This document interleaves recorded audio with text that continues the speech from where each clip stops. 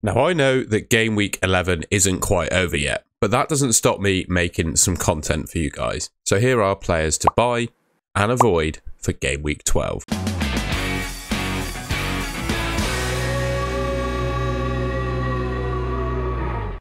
Now, the first player I wanted to talk about is Eberiche Eze. Looks like he's fully fit now. He came off the bench versus Burnley, which makes me think he's going to start the game versus Everton. We all know he's the Crystal Palace, like real talisman, takes their penalties and their free kicks. And looking at the next 4 fixtures for Crystal Palace, they're looking really, really nice. I think 6.1 million for the returns and underlying numbers he's gotten so far. Well, returns not so great, but underlying numbers he's put up this season have been really, really good. And I think those 4 fixtures are where we're going to see him get some real returns again.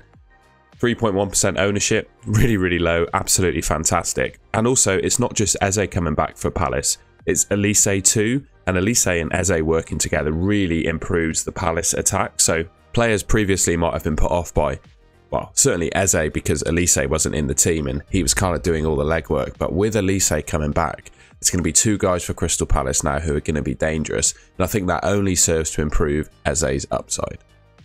The next player then is Bukayo Saka. Now, I just want to mention him really for players that have got him or players that are considering buying him that are put off by the fact he hasn't returned in his last couple of games. I mean, from my perspective, he's a player that's just going to reward patience. Burnley at home coming next, Brentford after that, who have been conceding goals. Wolves again, they've been conceding goals, and same with Luton as well. That's a fantastic fixture run for Arsenal, which makes, well, we all know Bukayo Saka's their best player, definitely their talisman, is their designated penalty taker. He might not take them all, might give some away, but he is going to take some penalties for the rest of the season.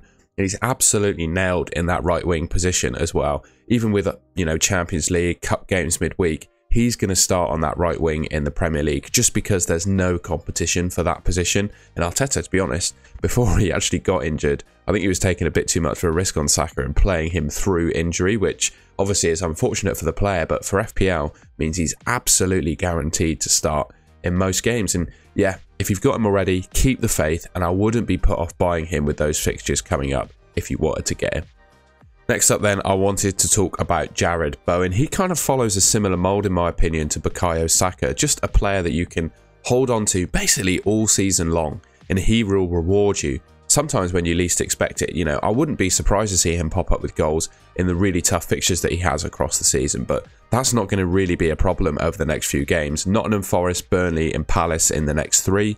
Could easily see him return in each of those games.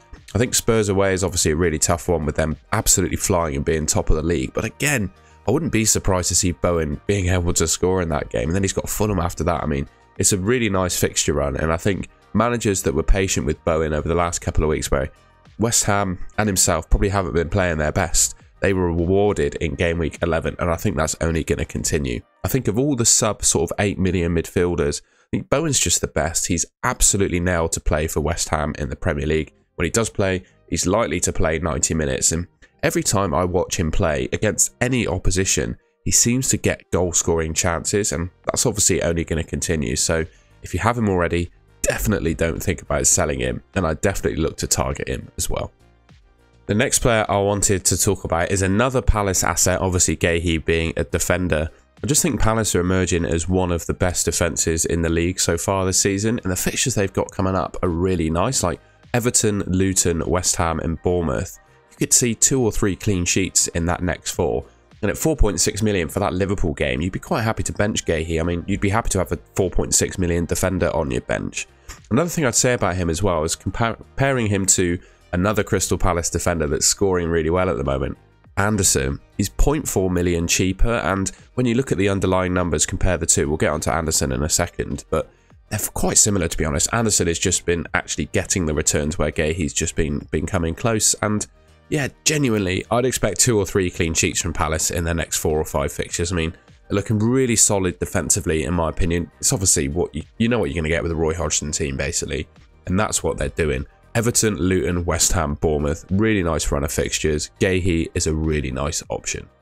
Speaking of Anderson, I just think 5 million is a little bit too expensive for him, particularly when you can get yourself Guéhi for 4.6, Mitchell for 4.5. You can get other Palace defenders for a lot cheaper, and their underlying numbers are really quite similar to Anderson. I I just think the level of returns he's had so far is quite unsustainable, to be honest. I don't want to diss Anderson owners because obviously they got the points, take the points and run, fair play to you, but I'd suggest they've been quite lucky with the returns that they've gotten so far. Looking at the underlying numbers, he's almost scored double what he was expected to so far. So yeah, obviously Palace have got a nice run, so if you still have Anderson in your team, I definitely wouldn't say he's a player to sell, but if you're looking to target a Palace defender, I think I would look elsewhere. Martinelli is another one. I spoke about him last week, and I don't think my words have kind of changed really. He could still come good, don't get me wrong. I mean, last season we all knew what he could do, but he is starting to get subbed early, not getting really anywhere near the level of returns he did last season. And to be honest, I think that's because Gabriel Jesus isn't in the team. Gabriel Jesus and Nketiah are quite different strikers. Nketiah, a bit more of a poacher, sort of finisher striker, where Gabriel Jesus really gets involved in the build-up play, which last season really benefited Gabriel Martinelli. I also think the fact that Arsenal are in the Champions League as well, that's to them at least, I think will be a bigger priority to what the Europa League was last season. For that reason, I think Martinelli's minutes might get managed a little bit more, and looking at his stats, he's got 8 starts and 3 returns across the league so far. I don't think that's good enough. Now, Wolves certainly looked way off it against Sheffield United, and to be honest, I think a lot of that came down to the fact they didn't have their talisman Pedro Neto in the team, and a player that definitely is going to suffer as a result is Hwang Hee-chan.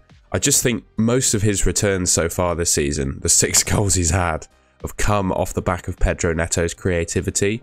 We saw that against Sheffield United with his blank right. Without Pedro Neto in the team, he's really going to struggle. I just think as well, there's plenty of other options around that price or cheaper that you could go for, the likes of Anthony Gordon or Cole Palmer, someone even cheaper. I just think a better, more sustainable options, even though Cole Palmer's got really tough fixtures, I think he'll still prove to be a better asset. Another thing with Hwang as well, something I spotted before game week 11 actually began, is his underlying numbers are being massively outperformed so far. 6 goals from 2.4 XG basically tells me that he's got an unsustainable amount of returns so far, so I wouldn't be surprised to see quite a few blanks in a row coming up, or at least a drop off of returns, which makes me think there are other players for this price that are better. Alright, and that's the end of the video. I hope you enjoyed that. Let me know in the comments what you think of the players I'm recommending to buy or avoid. I'd be interested to know what you think. As I usually say, FPL is all about different opinions, right? So if your opinion is different to mine, I'd be interested and wouldn't be offended to hear it. If you enjoyed the video, please leave me a like rating, subscribe to the Golden Goal channel, which should be around there, and I'll catch you in my next video.